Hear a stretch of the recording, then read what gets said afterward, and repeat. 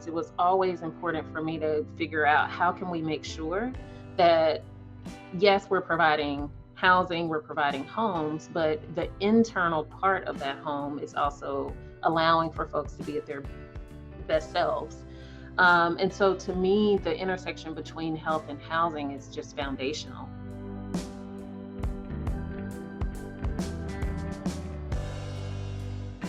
Welcome to Building Connection, a podcast from Habitat for Humanity of Greater Memphis. I'm Dwayne Spencer, President and CEO. I've been with Memphis Habitat since 2001, and every day, my team and I are focused on making affordable, healthy housing a reality for more people in our community through affordable mortgages, home construction, and home repairs for older homeowners. In my daily work, I often think about the connection between housing and so many other issues. The reality is, housing, your home, is connected to everything. Sometimes it just takes a little conversation to uncover it. With each episode of Building Connection, our guests and I will discuss the powerful impact of home. We'll explore a variety of topics: housing, of course, health, wealth, education, safety, but we'll always bring it back to home. It all starts with the home. The desire for home, a place of security, rest, and renewal, connects us all. So, let's connect.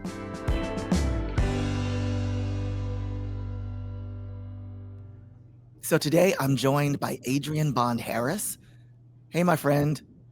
Hi, Dwayne. So good to see you. Good to see you.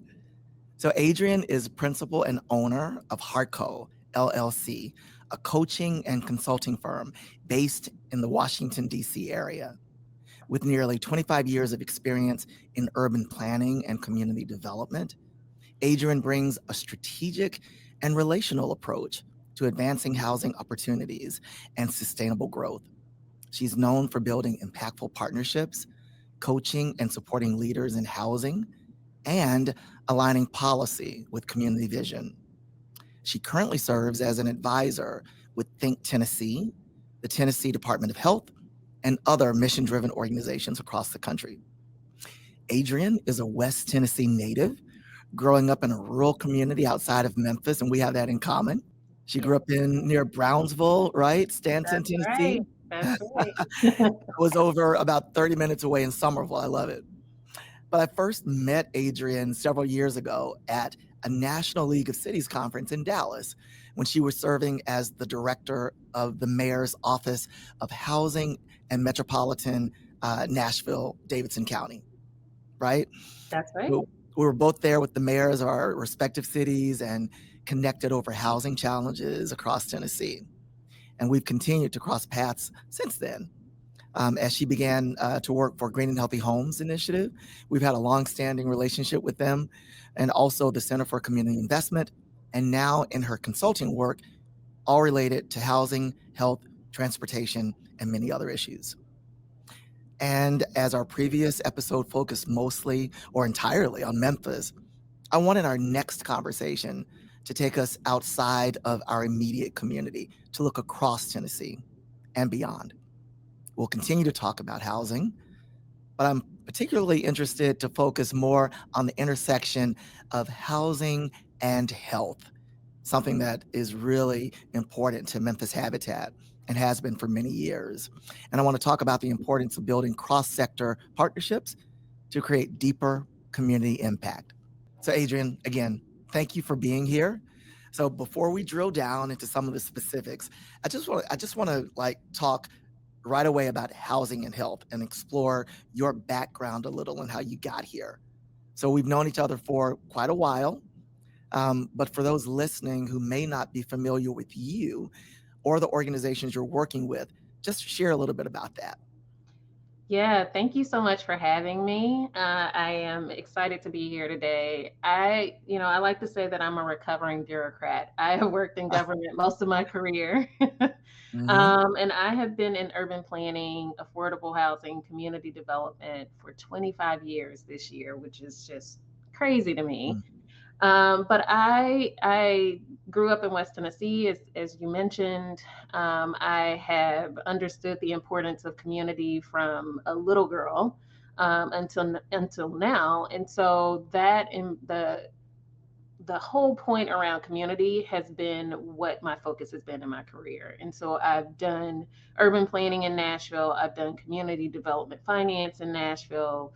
I worked in the mayor's office in Nashville, and now working with organizations across the country that are focused on doing things differently, thinking about Mhm. innovation, thinking about the intersection. So, whether it be health and housing, or whether it be thinking about how to support organizations that are doing the work on the ground, or Mm. if it's health equity. I feel like I am working in all the things that are very passionate, or that have been a part of my whole career and that I'm very passionate about. And so I get to do this everywhere, and I'm really excited about what I do. But what I would say is, most of my career has been focused on affordable housing. And so, how do we make sure that we get different people in the conversation, so that it's not us bureaucrats having the conversation of the programs and the financing, or Mhm. the people that are building the housing? So, I'm really excited to be able to do this work on the ground, and particularly back in my home state of Tennessee.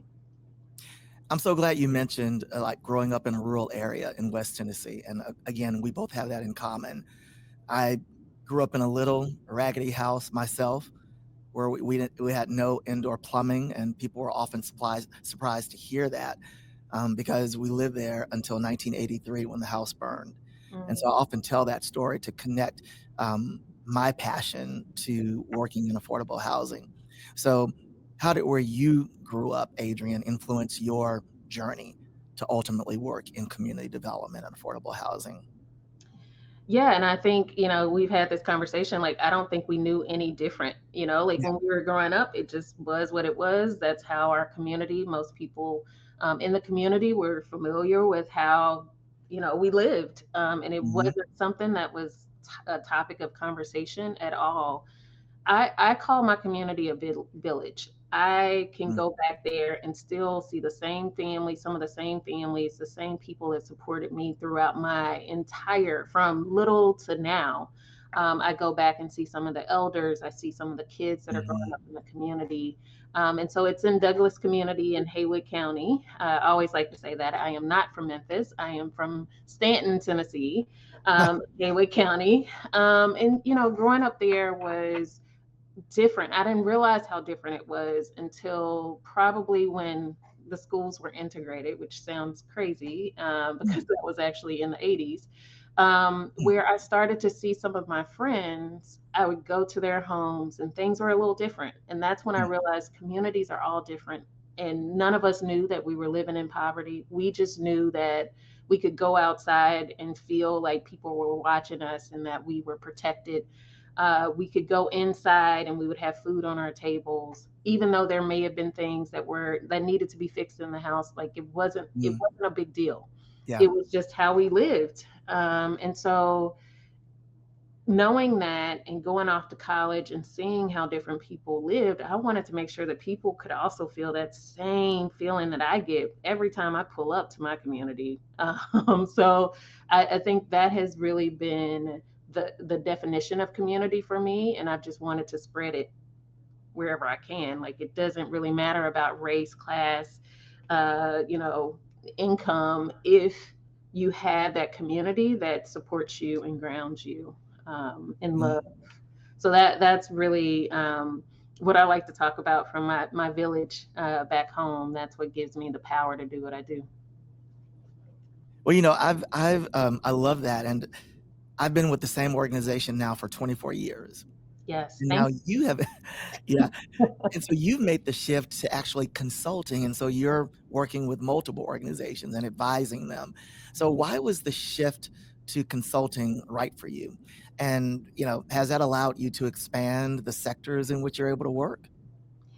Yes, yes, and yes. Yeah. I think COVID did a number on everybody. Mm. I was in Nashville for 15 years, and even there, I worked in so many different organizations that I worked across sectors. I've always been the one who Oh, like I'd see a shiny object and I'd have to go, check it out and research it and figure out if it was something We else. must be related. So I mean, I think that's been like the basis of how I've moved and shifted in my career. So I was in government in Nashville for about 10 years before I decided to start to move around. And I just wanted to explore. I think that has been the basis of everything I've done. I remember in third grade, I got picked on because the teacher asked everybody to provide a slogan for their year, and I said, "I'm yearning to learn." And I got joked on because it was like, "What is that?" But I think Yeah. that's been the basis for why I've wanted to go out into consulting, is that I just want to learn what other people Mhm. are doing so that I can bring it back, either if it's in my community or Tennessee or the South in general, the Southeast. Right now, I'm working with the Southern Poverty Law Center. Huh. It's just trying to make sure that there are opportunities for the Southeast to really thrive. And so, if I Mhm. can get a little bit from the work that I'm doing in California, or the work that I might be doing, in here in the Maryland, D.C. area, I just want to make sure that I'm bringing it back, and we can learn from there. Want to find great deals, declutter your home, and make a difference in Memphis? Shop or donate at your local Habitat for Humanity Restore. Both Memphis Restores offer great deals on furniture, appliances, building materials, and more. Every purchase or donation helps Habitat partner with local home buyers to build and repair safe, affordable homes. Together, we build homes, communities, and hope. Visit memphisrestore.com or follow us on social media to find your closest Habitat Restore today. So now I'd like to add health to the conversation. As you know, Memphis Habitat has been thinking more purposefully about the impact of homes on health. Uh, I think very specifically for the past 10 years, we've always known there was an impact, but especially since we started doing aging in place. And I know you know about that, Adriane, Mhm. where we're doing critical repairs, modifications, and accessibility improvements for older adults. In particular, when we do these improvements, we have the ability to prevent falls, right? Fall prevention. And that is helping keep older adults out of the emergency room, and it can delay early entry into nursing homes, which is something we certainly want to do. Mhm. And we can also help keep those properties from falling into disrepair by keeping older folks in those homes and in their communities. We also know that our new homeownership program improves health, and it's been doing that since day one. As I mentioned, I grew up in a little, raggedy house in Somerville, and the mold and the mildew made me sick. And my mother, who ultimately went into the healthcare industry, but at the time, she didn't realize what was making me sick. So I had bronchitis, and now we know that it was the draftiness of that house. And I still find that we sometimes have to explicitly spell out to our friends and donors the connection between a person's home and their health. And so your work crosses both health and housing sectors. So I'd love to dig into this a little bit with you.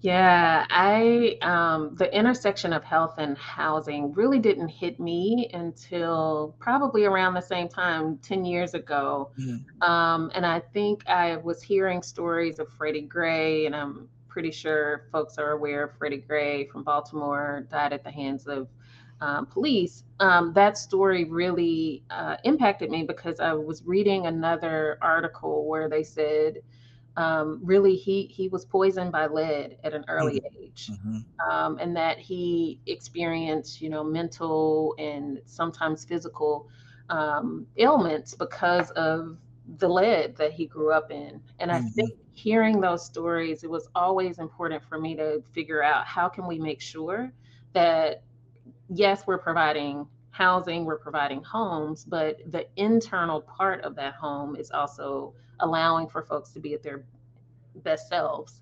And so to me, the intersection between health and housing is just foundational. It Yeah. is it is truly a determinant of health. When they say that, it really is what is happening internally to your home, whether it be The structural, the foundation, the stability, the quality, the affordability.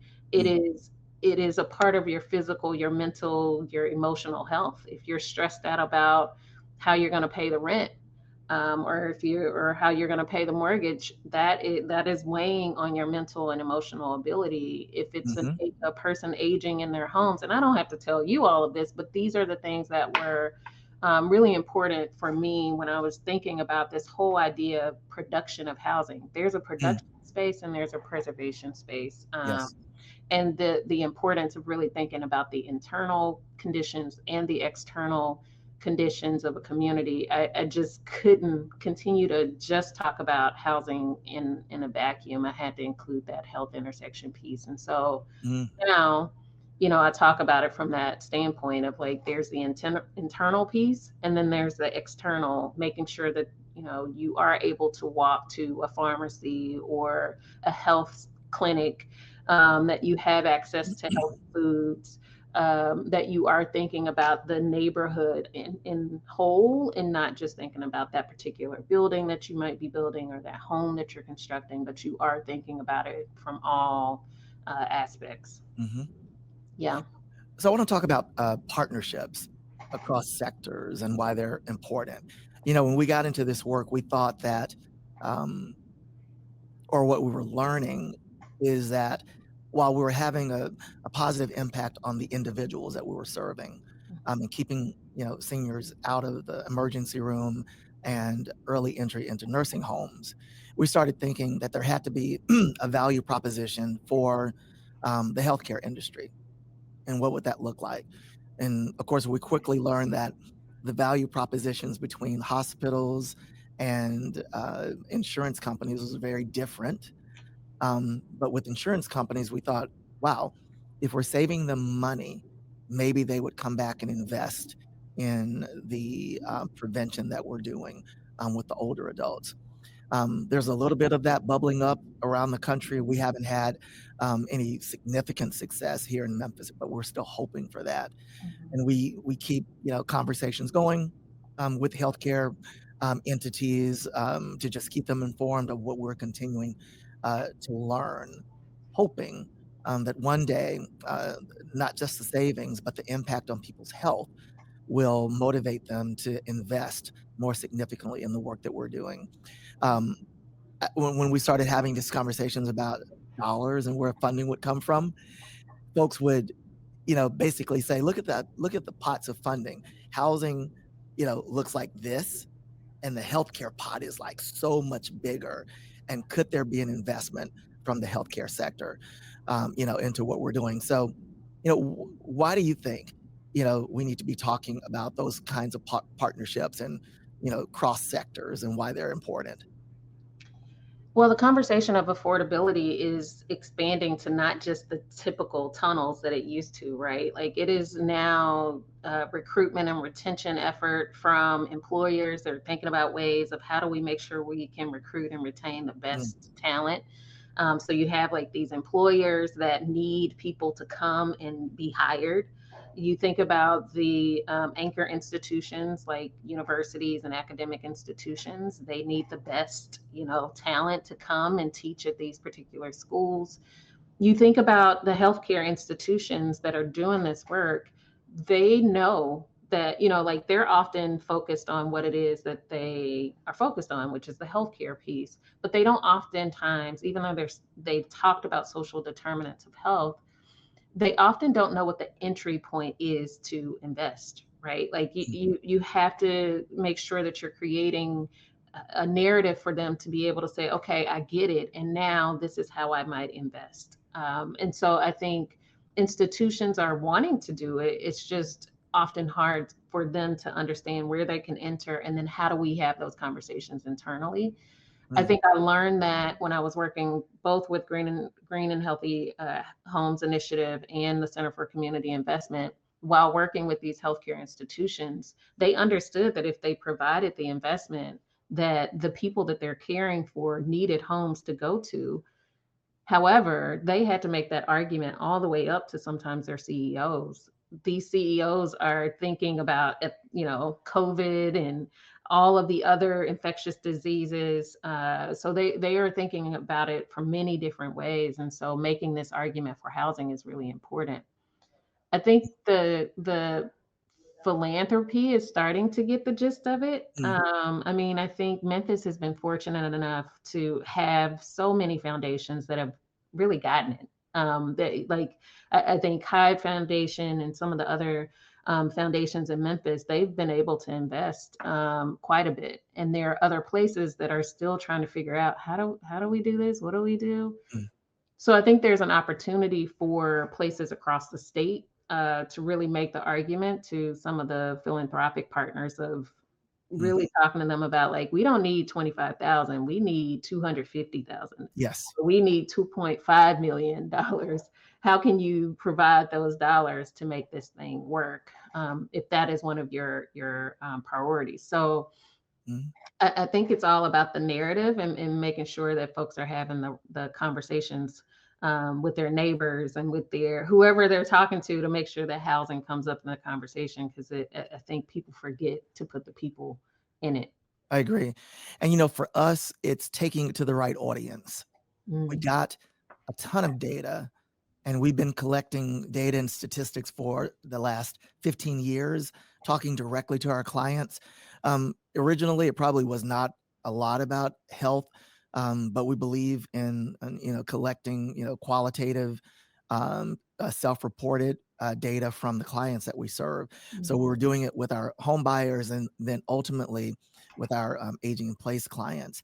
And we have had some success in taking that information and making a case, like recently in the last 4 to 5 years, to the Department of Health, and we've had some good fortune to receive funding from the State Department of Health to invest back mhm. into a little bit into aging in place, and to also building homes for families with some health disparities. So that is an interesting success where we receive the funding as the only housing entity of more than $100 million that was pushed out into the state. So we feel really good about that. So I think you just have to keep preaching it, right? You just have to keep Yeah, doing it. But yeah. even while doing that, there are still audiences not at the table. So who do you think is in the sectors like that we still need to invite in? Who's left out? Yeah, I mean, I keep going back to the employers because I work Yeah. with Think Tennessee. A lot of those employers are reaching out and saying, "What? How do we even? We want to do something. We want to incentivize people. We don't know what to do." And often my response is, "Well, partner with some of the nonprofit housing developers in the city. Mhm, Partner with other housing developers in the city. Maybe you can figure out your way to incentivizing employers or employees." To either buy a home or provide some incentive for them to, use whatever homes are available at that time. I think utility companies are one. They're mm, a sector that are just starting to like. I think Tennessee TVA has been doing it for some time in partnership with THTA mm, and others. But that's another one, that if we're talking about energy efficiency and energy savings, who better than to have at the mm, table than your mhm, utility companies? And then I would say your neighbors. Like, I think it's quite simple. I don't think one of the biggest barriers for new developers, emerging developers, I work a lot with them, it is the fact that when they go out to do a project, the community says, "We don't want that." So, "Not in my backyard" mhm. is, what we're all familiar with, and it's hard to convince the neighbors once the developer is there. But if you were to say, "My son is trying to find a job, and so now he is working at Amazon distribution," and that's just an example. He may not be able to afford a home in this community, right? But that he may be able to afford a rental unit if one is available. And so having these conversations about like how it personally impacts you is quite important. So I would say just having the conversations neighbor to neighbor, business owner to business owner, and then, in your neighborhood organizations, like having those conversations, it's so important so that when the developer comes, you're not having a no conversation, you're having a, well, what if you could provide this? Or how can we work together on this, versus the solid wall of no that they usually get. Mm-hmm. So you're working across the country, Mm-hmm. Adriane. So do you have any specific projects or examples of, healthy homes partnerships that you could share with the audience? I think, you don't toot your own horn Go here, ahead, but shoot it. but I do think the work that you've done in Memphis on Oh, the aging in us? place, yes. Thought you had a Uh, different example. no, no, no, not for me, of you. I think that partnership with Green and Healthy Homes Huh. Initiative, because I work there, I understand their passion of creating like holistic, comprehensive rehabilitation efforts.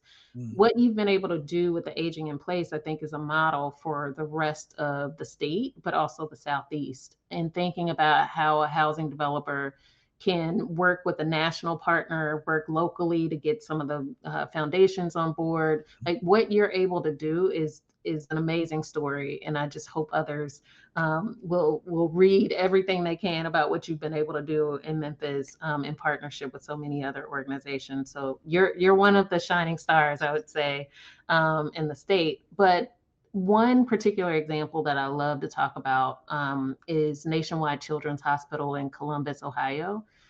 They have, heard of them, yes. you're familiar with them? Yes, tell it. Yeah, Well, so they have a Healthy Neighborhoods, Healthy Families initiative, yeah. and they have been doing this work for probably a decade at this point. Mhm, But the Children's Hospital really was interested in how to impact health outcomes in the particular neighborhoods in Columbus. And so they created this organization. They received funding from the public sector, private, like you name it. They've been able to braid in some funding there.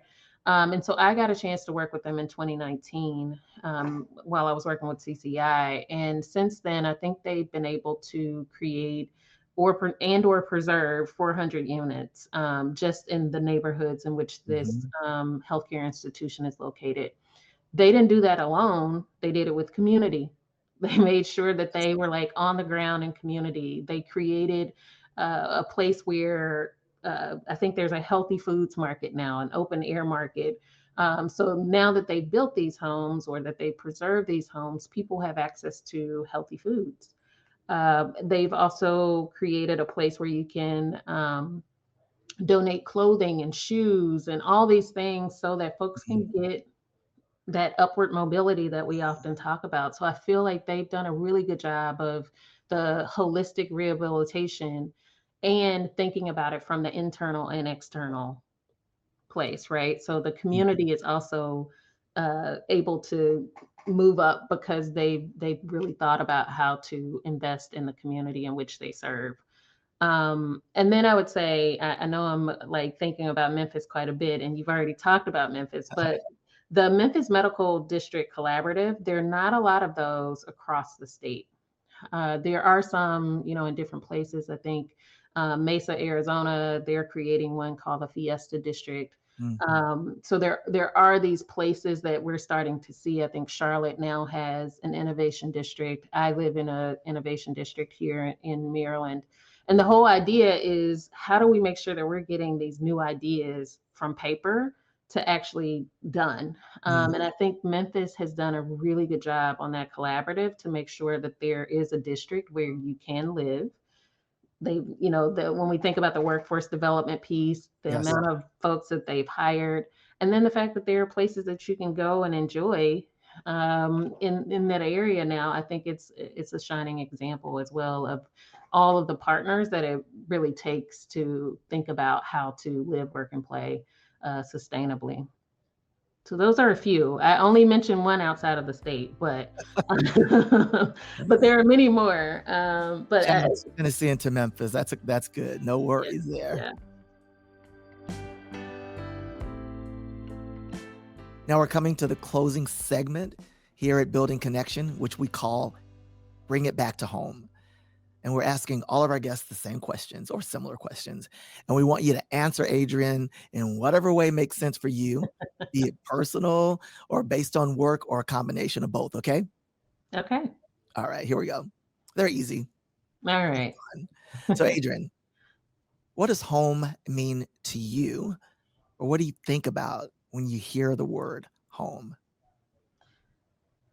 I think of Dorothy and the Wiz. I know this sounds funny, but when Diana Ross is singing it, it's a little bit different to me. But when I think of home, I think of love overflowing. Yeah. I think of a place where for me, home is where I heal. Like this is where I recharge. I think of it as like a phone to its charger. When I am home, Yes, I am in my port. I get renewed, I get recharged, and I can face the day again. So that's what I think of home. I think of it as my place of healing and my place of charging. I love that. I love that. Mhm. And so, we've got a lot of challenges if we're going to fix the housing issue.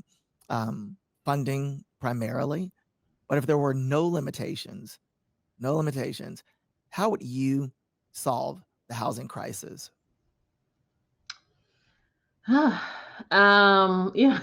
If there were no limitations, I think I would start with income inequality.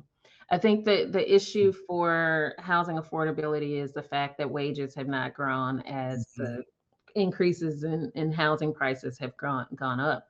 So there's this huge deficit in the wealth gap.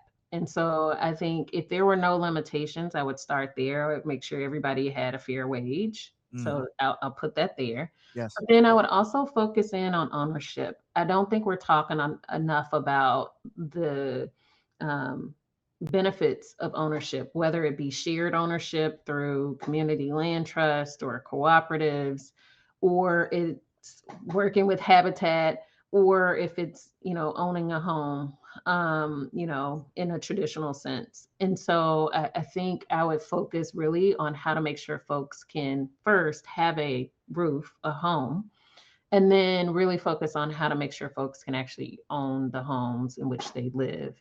Mhm. I think if I could do that, then I would also try to make sure that the home is in a place where it allows for folks to walk a little bit more, so they could walk to the health clinic and the pharmacy and the store and their next door neighbors. There would be a walkability factor that we know is really important for people in their health.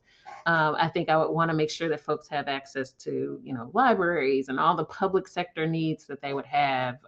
So if there were funding, I would really focus in on ownership. I feel like that's a deficit Mhm. in the whole housing continuum. So that's what I would say there. I'm so glad you mentioned wages rather than just the cost of housing. Yeah. Because I think if we were going to achieve this goal, then we have more opportunity in impacting people's wages for sure. I mean, the cost of housing has skyrocketed, and I don't see any sign of it slowing down. So Yeah. thank you And for I, that. I Mhm. used to know the stat that said what the minimum wage, was 10 years ago Right. to now, and I don't think it's changed by very much. But then when you look at what the housing price was for, 10 years ago to today, it's changed significantly. So yeah, that's where I would start. And if we were able to achieve that, what would the future look like? What would solving the housing crisis end up doing for our country, and what would it look like?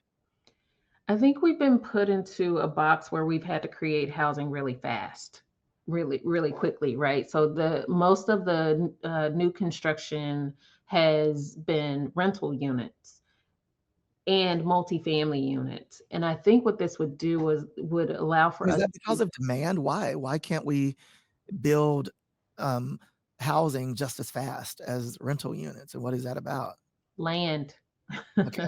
Density. Land has also increased. The price of land has gone up. I Mhm. mean, I think I can think of the neighborhoods that I worked in Nashville years ago, and what the sales price was when I first bought my home in East Nashville compared to what it is now. It Yes. is insane. And Mhm. so I think land values have also gone up, which Mhm. means if a developer is going to purchase land, they got to think about their return on investment. Yes. You know this, and so in order for it to really be fruitful for anybody that's in the affordable housing space, most of them are building multifamily because that's how they're going to get their return. Mm. And so we're seeing a lot more of that. I think there's a new generation of people who also aren't necessarily interested in owning homes, and Sure. so in the traditional sense of Mhm. owning a home. So I think there's some changes in land value and also the thoughts and mindset of people who used to be in the market for a traditional 3 bedroom, 2 bath, single family home. It's not quite the same. So do you think it's, like a younger, generation of more transient folks who might be moving around, who are not interested in buying yet? I think it goes back and forth. I think I've read different trends for different generations. I think the generation after mine, which I think is millennials, I think they are living longer with family. I think we've read all of Mm. those things. I think the my son's generation, I think he's thinking about it from a standpoint of, can I really afford this? Which is Mhm. Mhm. not something that I thought about, excuse me, when I first bought my home. I just thought this is what I have to do and I'm gonna make it Yes. work. Yes. And so I think there is a mindset shift that's happening. And let's be real, the people who bought their homes 30 years ago, 20 years ago, maybe even 15 years ago, it's not even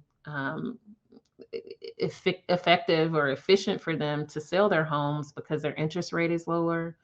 So they're That's right. staying in their homes longer. So we just don't have the supply of homes that we used to have that would allow for this younger generation to even buy if they wanted to.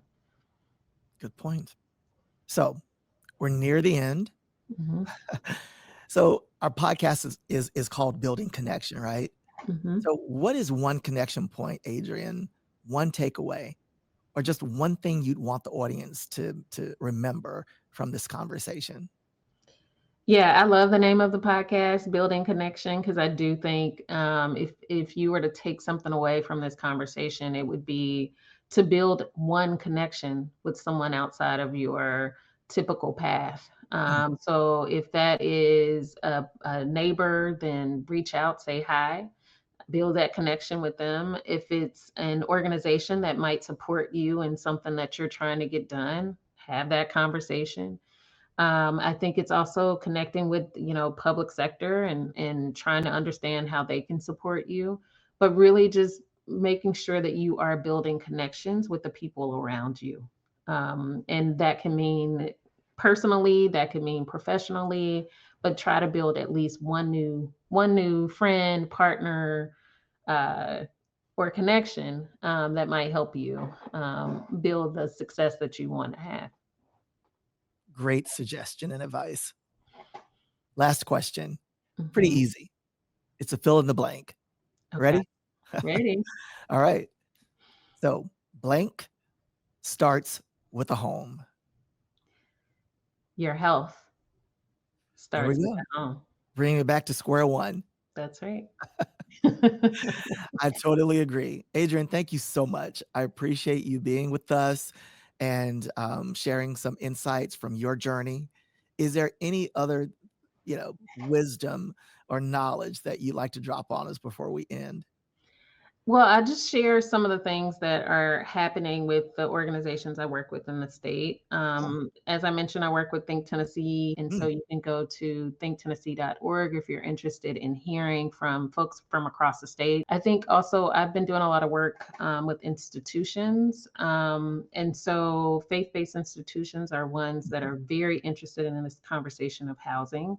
And with my work with Think Tennessee, we've been able to create 3 new resources that are also on thinktennessee.org for faith based institutions to use to learn how to get into the space of affordable housing. And then lastly, I would just say I'm working with the Tennessee Department of Health on this topic as well. So if there are any faith-based institutions that are interested in being a part of the conversation, you can email me at aharris@harcoconsulting.com. And hopefully we can start that journey so that you can be a part of the solution. Fantastic. Adriane Bond Harris, thank you so much for joining us. Yeah, thank you. It's so good. I've enjoyed all of this and wish you all the best with this podcast. It's awesome. Thank you so much. Good to see you, my friend. Good to see you.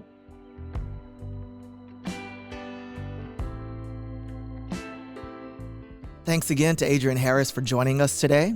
Next time, I'll talk with Jonathan Reckford, who has served as CEO of Habitat for Humanity International since 2005.